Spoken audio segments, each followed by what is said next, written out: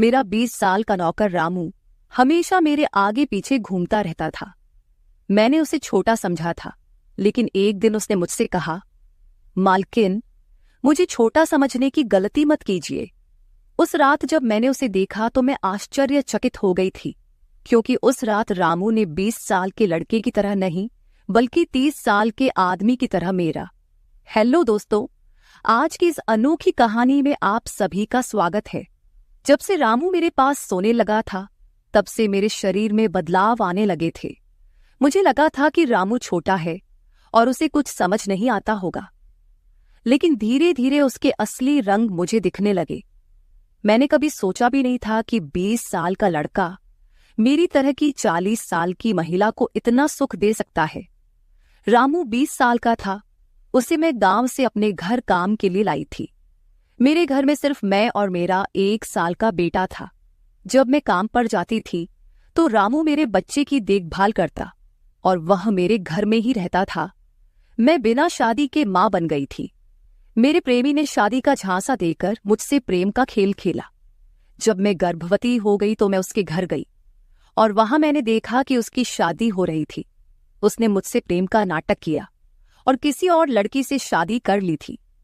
मेरे पेट में पल रहे बच्चे को मारने का मेरा मन नहीं हुआ, और जब मैंने गर्भपात कराने का सोचा, तब तक समय निकल चुका था। मैं 5 महीने की गर्भवती हो चुकी थी। मेरे माता पिता ने मुझे और मेरे बच्चे को स्वीकारने से इनकार कर दिया। तब मैं अकेली रहने लगी। कई महीने पहले मैं अपने गांव गई थी, अपने दादा के 100वें जन्मदिन के लिए। मेरे दादा ने मुझे जन्मदिन का निमंत्रण भेजा था और इसलिए मैं गांव गई थी। मेरे बेटे को वहां सिर्फ मेरे दादा ने ही प्यार से गोद में लिया था। आरव उनके पास खेल रहा था। तभी ऑफिस से मेरा फोन आया और मैं कुछ देर के लिए फोन पर बात करने के लिए बाहर चली गई। जब मैं वापस आई तो मेरा आरव दादा के पास नहीं, बल्कि घर के एक नौकर के पास था। मैंने देखा कि आरव उस नौकर के पास अच्छे से खेल रहा था। मैंने अपने बच्चे को उस नौकर से लिया और वहां से जाने लगी। तभी उस नौकर ने मुझे रोका। वह कहने लगा, मालकिन, मुझे थोड़ी मदद चाहिए। मुझे पैसे की नहीं बल्कि काम की जरूरत है। उसने अपना परिचय दिया और कहा, मैं रामू हूं। मैं इस घर में गाय भैंस के गौशाले की सफाई का काम करता था, लेकिन अब बड़े साहब गाय भैंस बेचने की बात कर रहे हैं। अगर आपके पास कोई काम हो तो दीजिए। मुझे काम की बहुत जरूरत है। मेरे माता पिता भी मजदूरी करते हैं। मुझे काम की बहुत जरूरत है। तब मैंने कहा, मेरे बच्चे की देखभाल का काम है, लेकिन इसके लिए तुम्हें शहर चलना होगा। इस काम के लिए मैं तुम्हें 5,000 रुपये महीना दूंगी। रामू मेरे साथ शहर आने के लिए तैयार हो गया। आरव उसके साथ अच्छे से रहता था और यह देखकर मैंने रामू को अपने घर लाने का फैसला किया। रामू तब से मेरे घर में ही रहने लगा। उसने कहा कि हर 4 महीने बाद जब थोड़े पैसे जमा हो जाएंगे, तब वह अपने गांव जाएगा। रामू दिन भर मेरे बच्चे की अच्छे से देखभाल करता और घर के कामों में भी मेरी मदद करता। रामू को घर आए 1 महीना हो चुका था और इस 1 महीने में उसने मेरा दिल जीत लिया था। उसकी देखभाल से मेरे बेटे की सेहत भी सुधर गई थी। जो आरव मुझे परेशान करता था, अब वह रामू के हाथों से अच्छे से खाना खाता था। मैंने रामू को एक अलग कमरा दिया था। एक दिन रात में आरव बहुत रोने लगा। किसी भी तरह से वह शांत नहीं हो रहा था। बच्चे के रोने की आवाज सुनकर रामू मेरे कमरे में आया और उसने आरव को मुझसे ले लिया। रामू के पास जाते ही आरव शांत हो गया था। रात बहुत हो चुकी थी। आरव रामू को छोड़ नहीं रहा था, तो मैंने रामू को अपने कमरे में ही सोने के लिए कह दिया। सुबह जब मैं उठी तो आरव रामू से लिपटकर सो रहा था। उस रात के बाद से रामू आरव के लिए मेरे कमरे में सोने लगा। रामू के आने के बाद सब कुछ अच्छे से चल रहा था। रामू के काम से खुश होकर छुट्टी के दिन मैं उसे मॉल लेकर गई। वहां मैंने उसके लिए अच्छे कपड़े खरीदे और सैलून में जाकर उसकी नई हेयर स्टाइल बनवाई। रामू देखने में अच्छा था, लेकिन वह एकदम साधारण तरीके से रहता था। उस दिन मैंने उसका पूरा लुक ही बदल दिया था। उसे नए अंदाज में देखकर मैं भी उस पर विश्वास नहीं कर पा रही थी। कल तक जो एक साधारण सा नौकर था, वह इतना हैंडसम और स्मार्ट दिख सकता है, इसकी मैंने कल्पना भी नहीं की थी। मॉल से हम घर आए तो आरव आते ही सो गया था। मैंने उसे कमरे में बिस्तर पर सुला दिया और पानी पीने के लिए बाहर जाने लगी। तभी रामू मेरे लिए पानी लेकर आया। पानी पीकर मैंने गिलास रखा और रामू मुझे तब से ही एकटक देख रहा था। जैसे ही मैंने गिलास रखा उसने मुझे गले लगा लिया। कई सालों बाद किसी पुरुष ने मुझे गले लगाया था। मैंने उसे खुद से दूर किया। तब रामू ने कहा, मालकिन, आपकी वजह से आज पहली बार मैंने खुद से प्यार करना सीखा है। जिंदगी बहुत खूबसूरत है, बस इसे जीना आना चाहिए। आज आपने मेरा कायाकल्प करवा कर मुझ पर बहुत बड़ा उपकार किया है। मैं सच में बहुत अच्छा दिख रहा हूँ।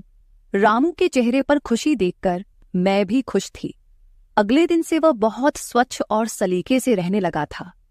वह 20 साल का था, लेकिन गांव का लड़का होने के कारण उसकी कद काठी अच्छी थी। वह घर में भी रोजाना कसरत करता था। उसकी लंबाई भी ठीक ठाक थी। मैंने उससे उसकी पढ़ाई के बारे में पूछा था, लेकिन उसने कहा कि अब उसका पढ़ाई से मन उठ गया है। हर सुबह ऑफिस जाने से पहले मैं अपने बच्चे को दुलार कर ऑफिस के लिए निकलती थी। आज जब मैं ऑफिस के लिए निकलने से पहले आरव को चूमने गई, तब वह रामू की गोद में था। अचानक आरव ने अपनी गर्दन घुमाई और मेरे होंठ रामू के गाल पर जा लगे। मुझे बहुत शर्मिंदगी महसूस हुई। मैंने उससे माफी मांगी और ऑफिस के लिए निकल गई। शाम को जब मैं घर आई, तब भी मैं रामू की आंखों में नजर नहीं मिला पा रही थी। रामू ने आरव को खाना खिलाकर सुला दिया था। फिर हम दोनों ने साथ में खाना खाया। खाना खत्म करने के बाद मैं अपने कमरे में गई। वहां मैं अपनी दवाइयां ले रही थी। मुझे माइग्रेन की समस्या थी, उसी की दवा मैं ले रही थी। दवा लेने के बाद भी मेरा सिर बहुत दर्द कर रहा था। मैं अपने कमरे में सिर पकड़कर बैठी हुई थी। कुछ देर बाद रामू कमरे में आया। मुझे इस हाल में देखकर उसने पूछा कि क्या हुआ। जैसे ही उसे पता चला कि मेरा सिर दर्द कर रहा है, उसने मेरे सिर की मालिश शुरू कर दी। रामू की मालिश से मुझे आराम मिल रहा था। धीरे धीरे मुझे गहरी नींद आने लगी। उस रात मुझे बहुत अच्छी नींद आई थी। अगले दिन हमारे ऑफिस में ट्रेडिशनल डे का फंक्शन था और इसके लिए मैंने गुजराती लुक अपनाने का फैसला किया। मैंने घाघरा पहन लिया था, लेकिन स्कर्ट का नॉट बांधने में मुझे दिक्कत हो रही थी। तब मैंने रामू को कमरे में बुलाया और उससे नॉट बांधने को कहा। नॉट बांधते समय उसका हाथ मेरी खुली पीठ पर से गुजर रहा था। मैंने उसे छोटा समझा था, इसलिए मैंने उसे यह काम करने के लिए कहा था। मेरे पास और कोई विकल्प भी नहीं था। तैयार होकर जब मैं जाने लगी तो रामू ने मुझे रोका और अंदर से काजल लेकर आया। उसने मेरे कान के पीछे काजल लगाया और कहा, मालकिन, अब आपको किसी की नजर नहीं लगेगी। आप बहुत सुंदर लग रही हैं। उसकी बात सुनकर मैं हंसी और चलने लगी। उस दिन शाम को जब मैं घर आई तो मेरे साथ मेरी एक सहेली और उसका प्रेमी भी आया। रामू ने आज बहुत अच्छा खाना बनाया था। मेरी सहेली प्रिया 4-5 दिन मेरे घर रुकने वाली थी। अगले 3 दिन उसका प्रेमी भी मेरे घर पर था। अगले दिन रात को रामू ने खाना बनाया और प्रिया और उसके प्रेमी को खाने के लिए बुलाया, लेकिन वे दोनों कमरे में ही ड्रिंक कर रहे थे। प्रिया तो बहुत ज्यादा पी चुकी थी। वह खाना खाए बिना ही सो गई। उसका प्रेमी रोहन हमारे साथ खाना खाने बैठा। उसने कहा, प्राची, तुम प्रिया से भी ज्यादा सुंदर हो। रोहन के बोलते ही रामू उसे गुस्से से देख रहा था। खाना खत्म करने के बाद रोहन अपने कमरे में चला गया। उसके जाते ही रामू मुझसे कहने लगा, मालकिन, आपके ये कैसे दोस्त हैं? मुझे उस आदमी की बात बिल्कुल भी अच्छी नहीं लगी। तब मैंने रामू से कहा, मैं तुझे घर के सदस्य की तरह मानती हूँ। इसका यह मतलब नहीं कि तू मेरे मेहमानों से कुछ भी कहे। तेरा काम है आए हुए मेहमानों की सेवा करना, इसलिए तू सिर्फ वही कर। बाकी मुझे कुछ सिखाने की जरूरत नहीं। रामू को डांट कर मैं अपने कमरे में चली गई। मैंने उसे डांट दिया था, फिर भी वह मेरे लिए पानी लेकर आया। तब मैंने अपनी दवा ली और पानी पीकर सो गई। आज रामू मेरे कमरे में सोने नहीं आया था, ऐसा मुझे लगा। लेकिन सुबह जब मेरी आंख खुली तो मैंने उसे अपने बगल में पाया। सुबह मेरी आंख खुली तो मेरे सामने प्रिया थी। वह बहुत गुस्से में लग रही थी। रामू को मेरे सामने लाया गया। उसके हाथ में प्रिया की ओढ़नी बंधी हुई थी। प्रिया ने कहा, तुम्हारे इस देहाती नौकर ने मेरे प्रेमी का हाथ तोड़ दिया है। रामू बस सिर हिलाता रहा और बोला, मालकिन, मैंने कुछ भी नहीं किया। रात को रोहन साहब नशे में थे, तभी उनका संतुलन बिगड़ गया होगा और वे गिर गए होंगे। रामू भला रोहन साहब पर हाथ क्यों उठाएगा? प्रिया अब भी नशे में लग रही थी, ऐसा मुझे लगा। रामू ने मेरे लिए उन दोनों से माफी मांगी। प्रिया और रोहन तभी वहां से चले गए। रामू मुझसे भी माफी मांगने लगा। मुझे पता था कि उसने कुछ नहीं किया था। आज मैंने छुट्टी ली थी क्योंकि कई दिनों से मैं बहुत व्यस्त थी। आज सोचा कि खुद के लिए थोड़ा समय निकालूं। नाश्ता करने के बाद मैं फिर से 1 घंटे के लिए सो गई। आरव भी मेरे साथ सो गया था। उठने के बाद मुझे 1 कप चाय की जरूरत महसूस हुई। मैं रामू को चाय बनाने के लिए पुकार रही थी, लेकिन उसकी तरफ से कोई जवाब नहीं आ रहा था। उसे ढूंढते ढूंढते मैं उसके कमरे में गई। वहां जाकर देखा कि रामू अभी अभी नहाकर बाथरूम से बाहर आया था। उसने शर्ट नहीं पहनी थी। मैंने पहली बार उसे इस तरह देखा। रामू का शरीर बेहद मजबूत था। उसका शरीर किसी योद्धा की तरह दिख रहा था। मैं उसे टकटकी लगाकर देख रही थी। मुझे उस वक्त कोई होश नहीं था। कई सालों बाद मैं किसी जवान पुरुष को इस तरह बिना कपड़ों के देख रही थी। मैं उसे टकटकी लगाए देख रही थी। तभी रामू ने मुझे आवाज दी। वह मेरे सामने शर्ट पहनकर खड़ा था, फिर भी मैं अपनी सुध-बुध खोए उसे देख रही थी। उसने मेरी आंखों के सामने चुटकी बजाई। तब मैं होश में आई और उससे कहा कि मेरे लिए चाय बना दे। आज घर में ही थोड़ा खुद का स्किन केयर करने का सोचा, इसलिए दोपहर के समय मैं अपने कमरे में अपना पार्लर चलाने लगी। उस समय मैंने शॉर्ट्स और गाउन पहन रखा था और मैं अपने पैरों का वैक्सिंग कर रही थी। वैक्सिंग करते समय गलती से मैंने थोड़ा ज्यादा गर्म वैक्स अपने पैर पर लगा लिया, जिससे जलन हुई और मेरे मुंह से तेज आवाज निकल गई। मेरी आवाज सुनकर रामू दौड़ता हुआ मेरे कमरे में आया। उसने मेरे जले हुए पैर को देखा। उसने मेरे पैर से गर्म वैक्स हटाया और वहां क्रीम लगा दी। उसके हाथ बार बार मेरे पैर पर अनजाने में फिर रहे थे और उस वक्त मेरे मन में जो भावनाएं उत्पन्न हो रही थीं, उन्हें व्यक्त करना मेरे लिए मुश्किल हो रहा था। रामू की नजर मुझ पर पड़ते ही मैं दर्द से कराह उठी। मुझे इस हालत में देखकर उसने कहा, बाई साहब, अब आप बस आराम से लेट जाइए। आपको जो भी करना है मुझे बताइए, मैं आपकी मदद कर दूंगा। मैंने उसे मेरे दूसरे पैर का वैक्सिंग करने को कहा। रामू ने जैसा मैंने बताया वैसा ही किया। उसने मेरे चेहरे की मसाज भी कर दी। उसके स्पर्श से मुझे बहुत आराम मिला। आज का छुट्टी का दिन मेरे लिए आरामदायक बीता। रामू में हर गुण भरा हुआ था। वह किसी भी काम में पीछे नहीं था। आज रात मैंने उसे मेरे कमरे में सोने के लिए मना कर दिया। दिन भर मैं घर में नहीं होती, कम से कम रात को तो मुझे मेरे बच्चे के साथ अकेले समय बिताना चाहिए। हर बार रामू का आना मुझे पसंद नहीं था, इसलिए मैंने उसे कमरे में सोने के लिए मना कर दिया। इस तरह दिन बीतने लगे। कुछ दिनों तक रामू के बिना आरव रात को सो नहीं पाता था, लेकिन धीरे धीरे उसने रोना बंद कर दिया। मुझे अपने अंदर कुछ बदलाव महसूस होने लगे थे। सुबह उठते ही मेरा शरीर बहुत दुखने लगता था। अचानक ये सब क्यों हो रहा है, समझ नहीं आ रहा था। कुछ दिनों में मेरी शारीरिक पीड़ा इतनी बढ़ गई कि मुझे बिस्तर से उठने की भी इच्छा नहीं होती थी। तब मैंने ऑफिस से 1 हफ्ते की छुट्टी ले ली। कुछ दिनों आराम किया, शायद थोड़ा ठीक हो जाऊं। अब पूरा वक्त आरव रामू के साथ रहता था। जब उसे भूख लगती तो वह बीच बीच में मेरे पास आ जाता। आज मैं अपनी कमर पकड़कर बैठी थी। रात को रामू पानी लेकर मेरे कमरे में आया। मेरी कमर पर हाथ देखकर उसने समझ लिया कि मुझे बहुत तकलीफ हो रही है। रामू ने कहा, बाई साहब, अगर आपको कोई आपत्ति ना हो तो मैं आपकी कमर की मालिश कर देता हूं। मेरी कमर इतनी दुख रही थी कि मैंने उसकी मालिश के लिए हाँ कर दी, लेकिन उससे पहले मैंने अपने कमरे की लाइट बंद कर दी। छोटे 0 बल्ब की रोशनी में मेरी कमर उसे नहीं दिखेगी, इसलिए मैंने कमरे की बड़ी लाइट बंद करके 0 बल्ब जला दिया। वह जब मालिश कर रहा था, मुझे बहुत आराम मिल रहा था। मालिश करने से मेरी पीड़ा जैसे झट से गायब हो गई थी। मालिश करते समय रामू ने मुझसे पूछा, बाई साहब, आपको आरव के पिता की कभी याद नहीं आती? आप इतनी सुंदर और जवान होकर भी अभी तक अकेली क्यों हैं? उसके सवाल का मेरे पास कोई सही उत्तर नहीं था। मैंने उससे कहा कि शायद तुम्हारे सवाल का उत्तर मेरे पास नहीं है। उस सवाल पर वहीं विराम लग गया। रामू की मालिश से मुझे अच्छी नींद आ गई थी। अगले 2 दिन बाद वह तारीख थी जब मैंने अपने प्रेमी से मुलाकात की थी। आखिर वह दिन आ ही गया। उस दिन मैंने दिन भर अपने मन को किसी न किसी काम में व्यस्त रखने की कोशिश की, लेकिन रात के अंधेरे में मुझे अपने प्रेमी की बहुत याद आ रही थी। आज वह मेरे साथ नहीं था, लेकिन वह मेरे बच्चे का पिता था।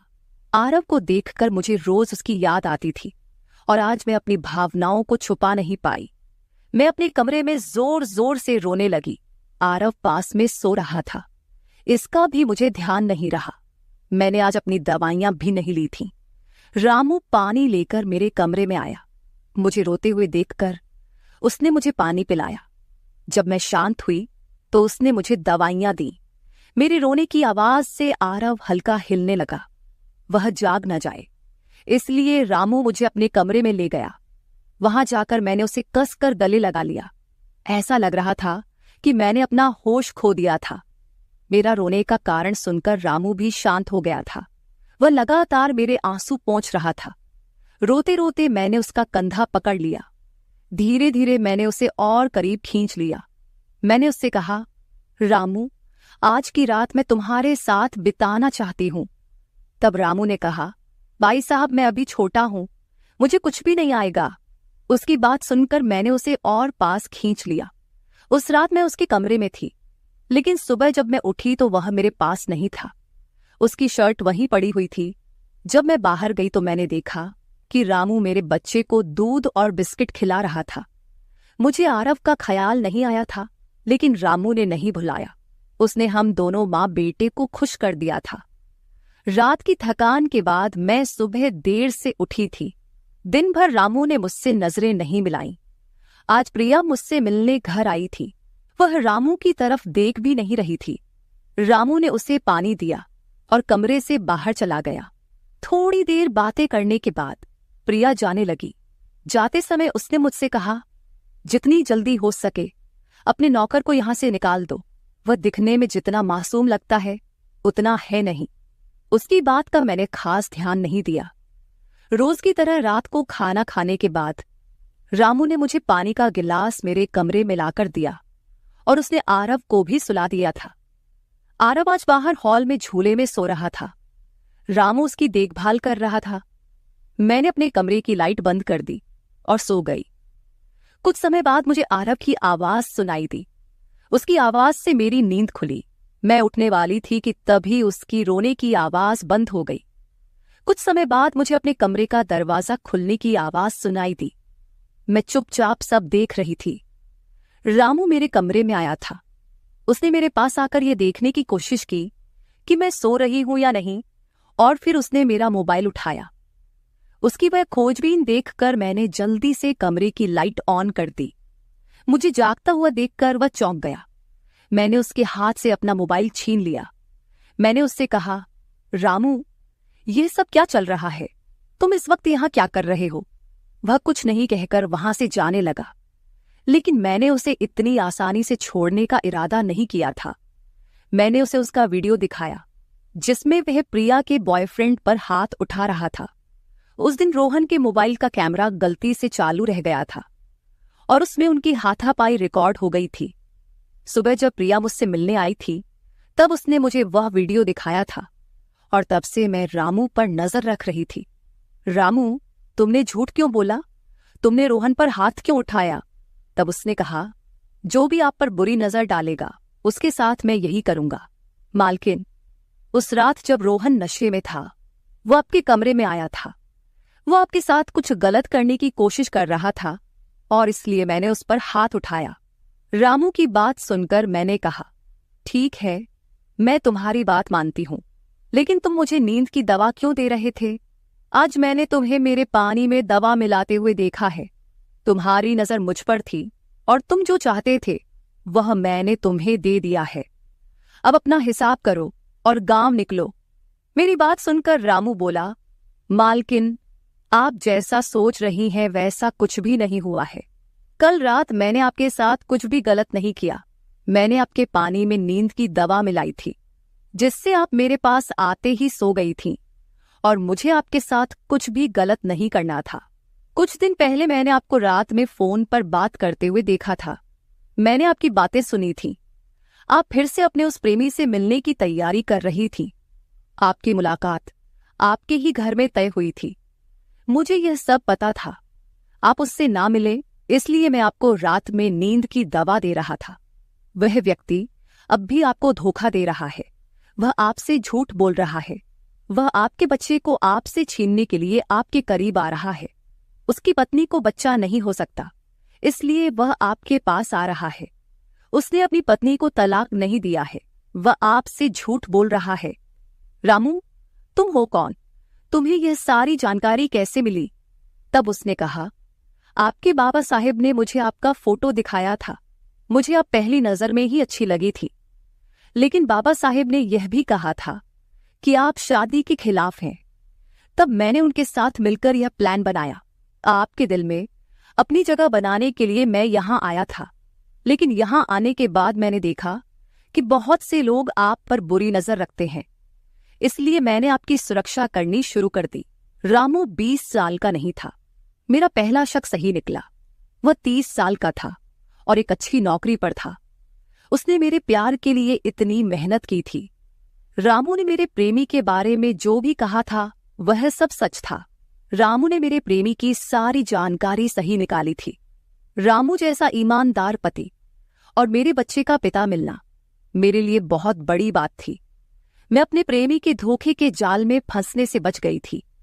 आज मैं विक्रांत उर्फ रामू के साथ बहुत खुश हूं। वह मुझसे और मेरे बच्चे से बहुत प्यार करता है। मेरे बाबा साहेब की वजह से आज मेरा परिवार शुरू हुआ। मुझे रामू जैसा पति मिला, ये मेरा सौभाग्य था।